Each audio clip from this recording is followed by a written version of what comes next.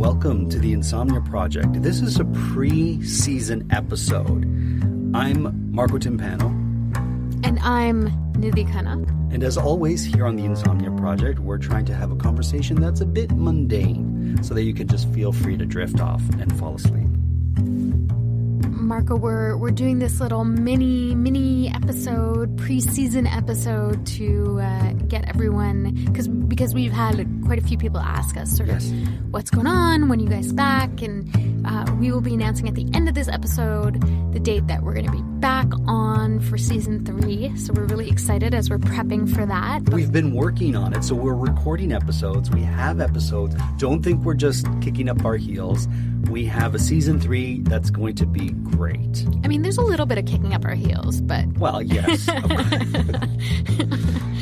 But, you know, it involves so much recording and editing and putting together our podcast for our faithful listeners who we adore and we love hearing from. Thank you so much. That we've heard some from people saying, when is season 3 coming? So we're like, all right, we're going to do a pre-season episodes. We'll explain it. We'll let you know what's going on, how you can listen, and what we're going to be doing from now until then. But before we do that, let's just have a show, Nidhi. Let's do it. All right. Let's get into it. Marco, you've been away, and I've been away. Speaking of kicking up heels. I know, kicking up heels. That's why I was like, well, actually, this episode is about how we've been kicking up our heels for much-deserved vacations, actually. You went to Hawaii. And you went back to Bonaire. I did. So the scuba life I've got the scuba bug. We both were on islands, right? Bonaire's an island? Yep. And absolutely. we both, did you drive the island? I did, yeah. So we both drove islands at the same time, pretty much, bizarre. right? Bizarre. Look at that. So great. So I flew to the Big Island, or the island of Hawaii, or Hawaii, as it's actually properly pronounced. And it was tremendous, Nidhi. Really? It was tremendous. If you haven't been to Hawaii, it is a magical, wonderful, glorious, fantastic place. I haven't been to Hawaii, but it's definitely on my bucket list. Mm-hmm. Was there a favorite moment or something in particular that you went there to see or do, or was it just a journey of discovery all around? A little bit of everything. To be honest with you, I had no expectations. I just knew we were going to rent a car and we were going to drive and we would see beaches and we'd see Volcano, which is a town. Volcano is a town? It's called Volcano. It's a town in Hawaii where clearly one of the volcanoes is at, right? Huh. So we had sort of a loose agenda. We were going to spend 2 days in Kona, which is one of the cities that you can fly into. Sure. And then we were going to drive to Hilo, which is another city that has an airport and is the second largest city in Hawaii after Honolulu. And then we were going to spend 2 days in Hilo. From Hilo, we were going to drive to Volcano, spend 2 days in Volcano, and then 1 day in Ocean View, which is the name of the town, before we headed back up to Kona to fly out of the airport. Huh. What was your trip like? Like, what was the sort of travel route of your trip? Bonaire's a pretty small island, and we traveled actually through Atlanta to get there. Oh, I see. So Toronto to Atlanta. Atlanta to Bonaire. And it's a pretty small island, so we rented a truck, and because you're diving, you always want to have a pickup truck so that you can put the tanks in the back, etc. So we grabbed that. And actually, it was funny, Marco, because I don't know if you experienced this, but when we arrived, it was, the people from the car rental place picked us up from the airport. We went to do the paperwork on the car rental. Sure. I went to do the paperwork on sort of the scuba gear and the tanks and all of that. And everyone where we were signing paperwork, whoever we were signing paperwork with, always wanted to engage in a conversation around, like, is this your first time in Bonaire? Do you know, here's the map. Do you know where to go, et cetera? And they're trying to orient us to the island. And when we arrived, it was a real adjustment because we started with like, yeah, thank you. Okay, yeah, we know, we've been here. Yep. And finally, we had to just take a step back and apologize to folks because we're like, we're not on island time yet. And when you come from a big city into a completely chilled out space or an island like that, you really start to understand how high-strung your energy can be in a city, in an urban environment, and then you go there and it's like everyone's on a different timeline, and it almost makes you wonder, like, why am I so... What am I actually so impatient about? Like, there's nowhere for me to go other than this beautiful island. Like, there's really nowhere I have to be. So what is the impatience? So on the island I was on, they call it the spirit of aloha. Where you're just kind of like, just appreciate what the other person brings, even if it's different than yours, and just appreciate them for who they are. And there's no race. There's no, just take your time, enjoy the moment is how I sort of defined aloha, what I noticed. Yeah. And everybody, and you'd see signs that said, drive with aloha. So in other words, like, drive carefully, let the, drive with, like an ability to let the other person in, be patient, be kind, and all those things. And we would see these signs that said drive with aloha. And, when you're driving in a big, hustly, bustly city like Toronto, New York, Montreal, Nashville, wherever you're from, and you're behind someone and they have a green turn light and no one is turning, but no one is honking, you're kind of like, all right, well, I guess we'll wait for the next turn light since people aren't really taking advantage of it, but it's for them to do so, and they're just driving with aloha. So after a while, we're like, it doesn't take long to drive anywhere, really. So what's the rush? I love that. That sounds like, I wish we can embody that a little bit more, sort of in our everyday lives. And I'm trying to. I want to send a special shout out to the people of Hilo, which I had such a great time there, Nidhi. Really? What's special about Hilo? Okay, so we stayed at the most beautiful Airbnb in Hilo, and our host, Cody, had the most special, wonderful place. In Cody's Airbnb, when we got there late at night and we were walking our bags to our room, and I could hear rustling water. So I said, Nidhi, I'm like, what, is there a stream? Or he goes, yeah, there's a water feature. There's like a river near the house. I'm like, oh, that's great. But I couldn't see because it was so dark. And in Hawaii, it's even darker. There's not so much light pollution as there is here. Right. So we're like, oh, okay, there's a stream or a creek. I opened the door the next morning, and there's a waterfall right in front of us. Amazing. And I'm like, this is so wonderful. And the vibe in Hilo was very like laid back and chill, and it's a cool city with cool people, great food, and I just really love that side of the island. I love the whole island of Hawaii. Yep.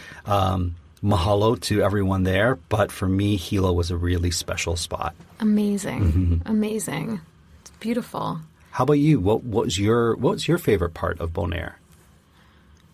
Ooh, I mean, I love Bonaire because it's a really easy place to navigate. Sure. Really, there's one road Okay. that kind of drives you around the island. So, or one main kind of road that you can get to all the dive sites from, etc. This time we actually went into the national park and did a dive in one of the areas within the national park. Sure. And that was really beautiful and spectacular. And Did you see anything different that you hadn't seen before on your dive? I saw a ray, which was really cool. Oh, cool. And I saw, it was funny, this wasn't actually on the dive, but the original spot that we were going to go to dive in the national park. Once we got there, it was a little rough, and we're like, I don't know if we could do that. But there was this lone sea turtle who was swimming on the surface of the water and just came up and was just kind of doing his thing. I think he was an older guy, just sort of, enjoying the solitude of it because it's pretty untouched in many ways. We saw sea turtles, they're the best. and they're so graceful. I love them. And swimming with sea turtles is just a joy of life. And seeing them and how they seem to have no care in the world. No, they're great. And, it reminded me of Finding Nemo. I was just about to say, every time I see animals or fish or anything that's from that movie, I assign the voice. So for sea turtles, they always have like an Australian hippie voice. Surfer dude type Surfer thing. dude type of thing, which I love. Disney really embodied the spirit of these animals in their film, that it's like, yeah, that's kind of how they are. Yeah. No care in the world, and just kind of like whatever. Yeah. And it gives me pause to appreciate not asking for straws when I go to places, because when you see those creatures, you're like, I don't need a straw to drink my beverage if it's going to harm these beautiful creatures. 100%. So it makes you a lot more aware of the impact that we have. The ray that I saw was pretty cool too, because they have kind of like a fish buddy that swims on top of them. A cleaner fish. Yeah, right. exactly. Yeah. It was the first time that I just saw that pairing. It was like, okay, you two are very interesting. And then I saw a peacock flounder, which are really interesting because they are very camouflaged. They kind of blend into whatever their surrounding environment was. Sure. So this one was on this, almost like this, so where they have the anchor underneath the water for if a boat needs to dock or something, or that kind of cement mound that's in the sand. It's almost like a pitcher's mound that has like a metal eyelet, could you say? I guess so. Something like that. Something like that. Okay.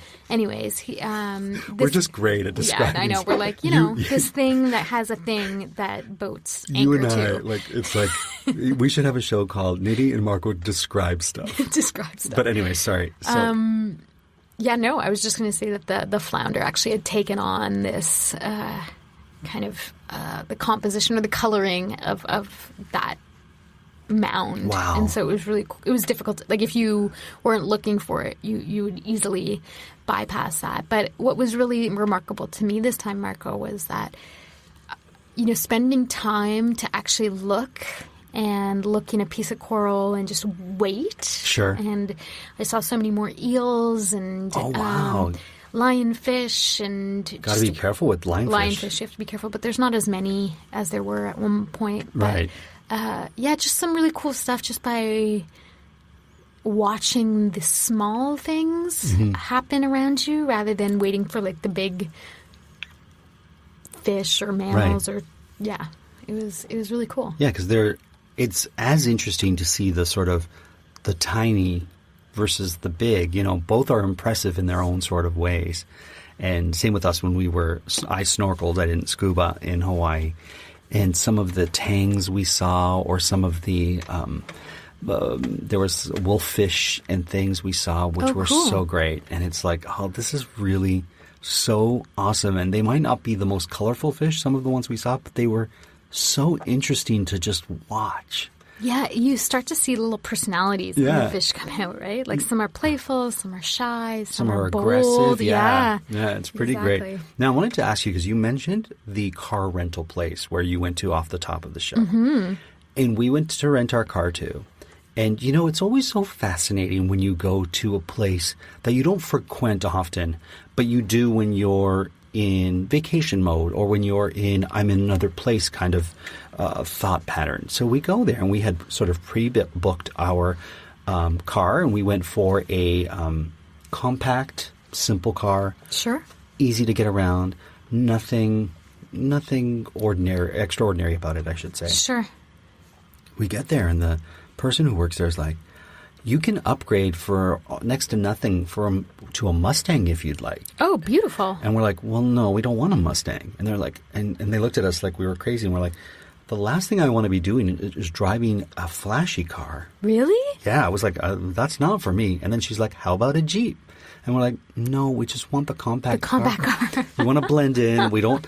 And sure enough, she kind of looked at us with a puzzled look. And we're like, we just want our compact, lovely little car.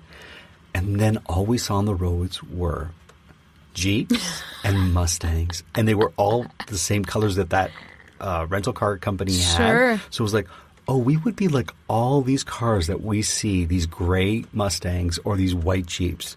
And we had a little black Nissan, and we were so happy with it.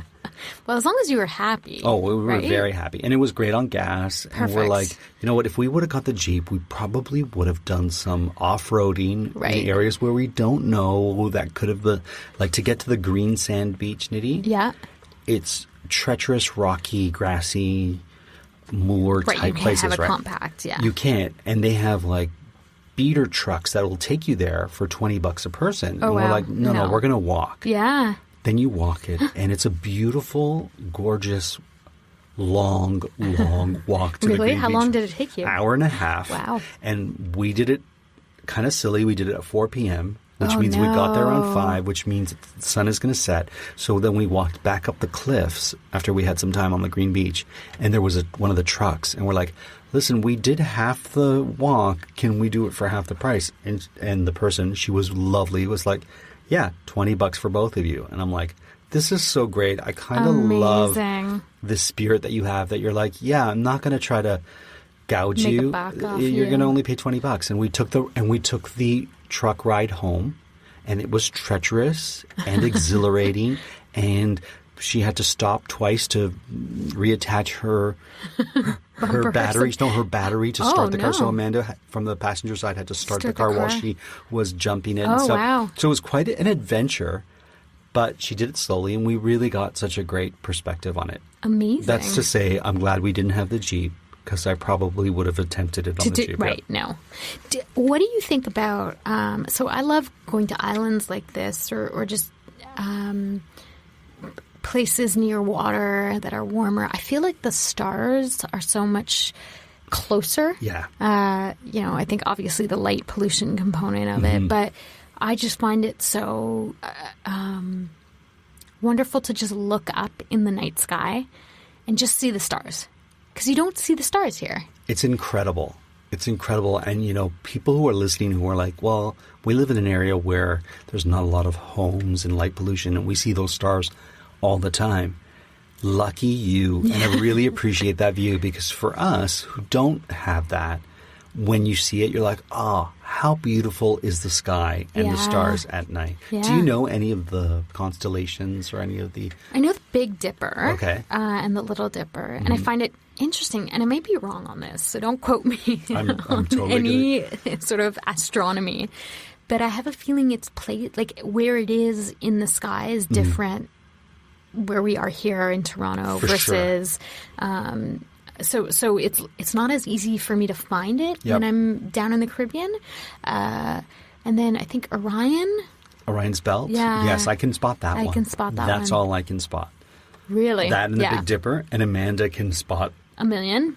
everything. She kind of I is need like, to get that stargazing app. oh, there's an app for Oh it? yeah. Oh yeah. And you just wow. like point it to the sky and it shows you where each of those constellations is, and it'll also tell you at what time you can see what constellation where. Wow. So What about shooting stars? I've never really seen a shooting You've star. never seen shooting stars? No. How about you? I didn't when I was in Hawaii, but I've seen them before. Really? It's pretty spectacular. It's a brief glimpse, almost a blink of the eye, but you see this thing that kind of rockets past. Cool. I saw the Northern Lights once. So glorious. I know. Once when I was a kid, Okay. it was like in Montreal and the sky was green. It's like, well, what's happening? Yeah. It's the Northern Lights. I think it was the only time it ever came so close. Vividly, I yeah. mean, yeah, I wonder even if I was just dreaming it. No, I've seen this it. could I've be seen it. incorrect. On cold, really, what's weird is I remember really cold, still nights when I lived with my folks when I was a teenager. I would look out my window and it would be a hue of green, Oh, interesting. like dancing green. I don't know how to describe it other than that, but it was faint. And it wasn't until much later when we were up north in cottage country where I really saw the Northern Lights that I yeah. realized, oh, what I was seeing was a faint version of this, yeah. which is a faint version of what you see the further north you go. Yeah. Well, it's funny. I don't know if you know this, Marco, and I actually need to look up the name, but apparently in the Caribbean, there's, or I guess any place where the sun sets over the ocean, there is a moment where you get this blast of green sometimes. Oh. And it's called, I gotta find out. Okay. But what were the sunsets like for you? In Hawaii, they were spectacular. They were really, really spectacular. And what's interesting, Nidhi, is I had an impression of what Hawaii was going to be like. And it wasn't quite that. Tell me more about that. So much more. You know, you have this sort of, I don't know how to describe it, but this ignorant sort of... Spring starts at home. Layer in fresh, transportive scents room by room and let your space shift with the season. No overhaul, just an easy new feeling. Explore the spring collection at pura.com. Image of what has been bombarded to you with regards to places like Hawaii, where you've seen it in film and television and in comics, and you have this expectation. And I was expecting Hawaii to be very tropical, which it was. I wasn't expecting the diversity in everything that I saw. So there's a lot of microclimates on the island of Hawaii, and I saw quite a few of them. The nature there, I was expecting to see just one type of nature, so I was expecting to see a lot of animals of the sea. But I saw a lot of animals, like we saw mongoose. We saw this goose, this actual Hawaii's goose called the nene, and we saw it, and we saw these animals that I wasn't expecting to see, and it was wonderful. And I did not encounter one mosquito, and I was so happy. You know what? I did not get as bitten as I did when I went in August. I think because the wind was so... there was a lot of wind. Right. But that was the most cool. There was one night where I got bitten all over my feet, and I was like, I hate this. But just the green... It's called the green flash phenomenon, which occurs mostly at sunset, but sometimes can happen at sunrise as well. And it's this phenomenon, this like optical phenomenon in which part of the sun appears to suddenly change color for about 1 or 2 seconds as it's going down. And it's like this burst of green light, essentially. And so, yeah, apparently I haven't seen it yet, but everyone that I spoke to on Bonaire is like, well, have you seen the green flash yet? So I got to look out for that next time. There's one thing I want to talk about on a future episode, Nidhi. I'm going to mention it now so that we don't forget. But I love seeing old movie houses in different places. Oh, interesting. And I'm always a little bit heartbroken when an old movie house goes under and is, no longer functioning. But there was one in Hilo called the Palace that we walked into, and you could tell that in 1920, whenever it opened, it was just the place. And they're really working hard to bring it back, and they're showing movies there, and we walked in, and it was just like, this is so great. And I love those places. Yeah. And I'd like to do a show where we just talk about those places. We may have already, but I just love that. I don't know if we have. I feel like we talked about the Eglinton Grand, which is one of my favorite places. But I think we did that in the context of your wedding, maybe? Okay, yeah, fair enough. So we'll talk about that on a future episode. But I loved my island that I was on. How about you, Nidhi? I did too. I mean, I would go back any day of the week. It's a beautiful island. And I just sometimes want to be under the sea. Sure. One interesting thing is, and I've mentioned this before on our podcast, I'm allergic to something that's really benign and obscure. And I never have problems with it here in Canada, which is lilikoi, which is better known as passion fruit. Oh, right. But in Hawaii, lilikoi... It's like everywhere. You find it just about everywhere. And so it was funny. So people would say, do you have any allergies? And here I would never... if you and I go to eat and they say, any allergies? I wouldn't mention that I'm allergic to passion fruit because it's never going to be... Yeah. But there I was always saying, I'm allergic to lilikoi. I'm allergic to passion fruit. And they'd be like, oh, man, that must be really tough on you. And I was always like, I was kind of laughing. I'm like, I guess if I lived here, it would be, but usually I don't. So it was this really funny sort of thing to mention in a place where, so that was one of the funny things that happened while we were away. I was thinking of you in Bonaire, Marco, because they do a lot of salt production there, natural salt production. And so they have all these different types of salts that you can buy at any given moment. And so I was like, oh, yeah. We got to do a whole episode on just salt. Can we also do... This is the episode, the pre-season episode, where we're talking about things we're going to do in season 3. we need to have an avocado episode. Ooh. Because, Nidhi, Yes. First of all, I love avocado, and I'm gonna. So do I. Can we have avocado while we're 100%. recording that episode? It's going to be the green avocado episode. Perfect. But we're used to having one type of avocado here, Yes. which is the Haas Yes. avocado. When you see the other varieties of avocado that are available, it's incredible. We had one the size of my head, and it They're was like huge. it was fantastic. And we just had it for breakfast with a bit of toast. It was wonderful. So yeah, avocados, love them. They're so expensive here, but elsewhere they're just wonderful. So, Marco, exciting news about our upcoming episode, our upcoming seasons. I think before we announce the date, we are going to be rebroadcasting some of our favorite episodes. Yeah, so from now until the date of season 3, we're going to rebroadcast some of our favorite episodes from season 1 because we've had a lot of people reach out and we want to thank our listeners and we want to just provide some content for you. And should we just do a drum roll with the date? Yeah, but before we do that, I also want to mention what I'm also going to make available, what we're going to make available, yes. Nidhi, is for anyone who really is like, I can't wait till season 3 airs. If you want to hear some of those episodes before they air, please go to our Patreon page and I will make that available for our patrons. And that way we can sort of get that momentum going as well. So, Nidhi, I'm just going to throw to you. Let our listeners know, when is season 3 going to start? Okay, it's going to be Oh, I love it. May 1st. The 1st of May is when we're going to launch season 3. And we're just, like I said, we're just kind of getting things together, reorganizing it with our new studio, our new mics. It's going to be the same show, but just a sort of better version of it, if you will. Higher production value? Yeah, I hope so. You let us know. You let us know how these new mics are working out. And if you really are a fan of the show, please rate and review us on whatever application you listen on. And if you want to help the show out and you're not married to any particular platform, listen to us on Radio Public. Because the more people who listen on Radio Public, we receive some money back towards the show. So if you listen on the app Radio Public, it helps our show out.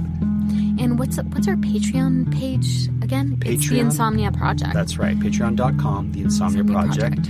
And, if you subscribe, we reach out to you. We have conversations. We see the episodes that you want to hear us talk about. And we've done that for some patrons before. So we look forward to hearing from everyone. And this was our preseason show. We missed each other, so it was a great opportunity to also record again. Yeah, and we're like, we just got back from 2 trips. Let's get together. Let's record. Let's not talk about it over coffee, but rather let's talk about it in front of microphones. With all of you. So thank you again for being such amazing supporters of the show. It really does bring us such great joy and motivation when we hear from you. So I just want to, on behalf of Marco and myself, just thank everyone for the loyalty and the constant support. So thank you. We look forward to dropping in your earbuds May 1st. And until then, we hope that you listen and sleep. Mahalo.